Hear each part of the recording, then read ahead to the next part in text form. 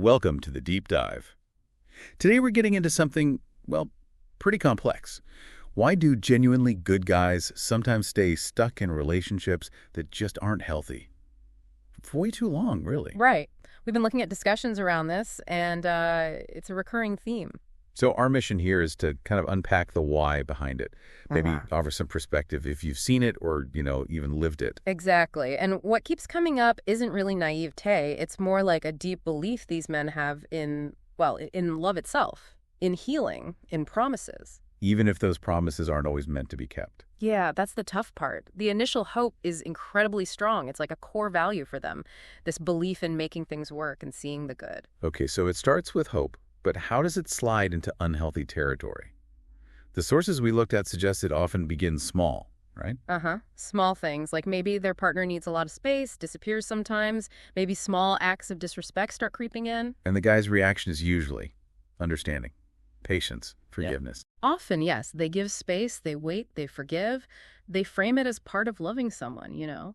Society tells us love means persevering through hard times. But that raises a huge question, doesn't it? Is this pain just a test of love? Or is it actually a sign that something's fundamentally wrong, a reason to leave? That's the absolute crux of it. What happens is this slow, gradual wearing down of boundaries.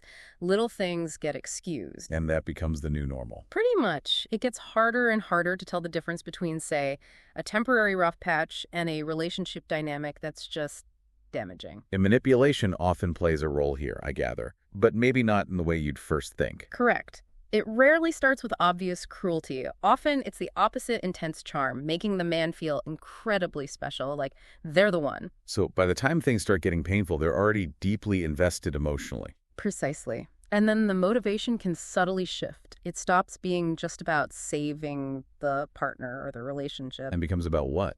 It sort of becomes about saving the version of themselves who believed so strongly in that partner's potential. It's almost like admitting defeat feels like a personal failure. Ah, okay. So what actually keeps them there when it hurts? Is it just that initial investment? That's a big part. Remembering the good times, holding on to that memory like an anchor. But there's other stuff too. Like what? Emotional tactics. Maybe crying, claims like, "You're all I have," making the guy feel incredibly guilty for even thinking about leaving. So they end up feeling like the bad guy, even though they're the one being hurt. Yeah, it's a really difficult position. And underneath it all, often is that lingering hope that somehow their love, their effort, can fix the other person. But the fundamental truth which seems to come through in these discussions is you can't force change, can you? You really can't. Not if the other person isn't ready or willing. And you definitely can't heal someone who keeps inflicting new wounds or reopening old ones. So the loyalty, the commitment, Mm. it gets turned against them. It becomes a vulnerability, yeah. It's like fighting a battle where one side is using your own best qualities as weapons against you. It's an unfair fight. So maybe we need to reframe this whole staying too long idea. It's not necessarily weakness. No, often it comes from that belief we mentioned, that real love means enduring hardship. But the sources draw a really important line here, Between what? between love and the absence of love. The pain usually comes from the things that signal love isn't present. The silence, the disrespect, the neglect, that's not love causing pain. That's a powerful distinction. Realizing that walking away isn't failing, it's self-preservation. Exactly. It's liberation. It's choosing yourself when the relationship consistently demands you sacrifice your well-being. And there's a societal angle too, isn't there? Something about men not being taught when enough is enough. That came up quite a bit. There's this expectation for men to be resilient, to be the fixer, to just handle it, add in emotional guilt, maybe shame, sometimes even trauma bonding. Yeah, that creates a really potent mix that keeps people stuck. It really does. So for you listening, it brings up a vital question. When does that commitment cross the line and start harming you?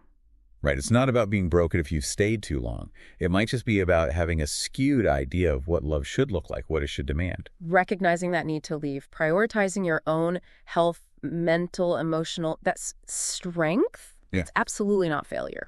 So the thought to leave you with is this. Where do you draw the line between weathering storms together and just enduring constant damage? Is your perseverance feeding a healthy connection or just prolonging pain? Something important to think about. Thanks for joining our deep dive today.